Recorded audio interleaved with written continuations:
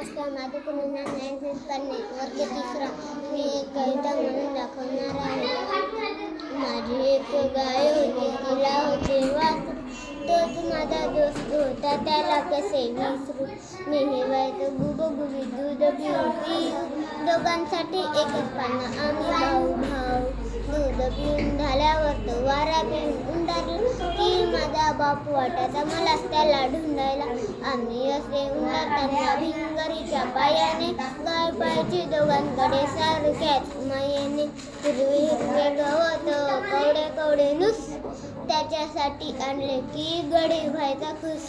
कवड्या कवड्या जिभ्याने अंग माझा ताटायचा, ओठावरचा फेस त्याचा साय मला वाटायचा. पाहत राहायचा माझ्याकडे जाताना मी शाळेत, माझ्याही गुंतीला जीव त्याच्या नाडेत.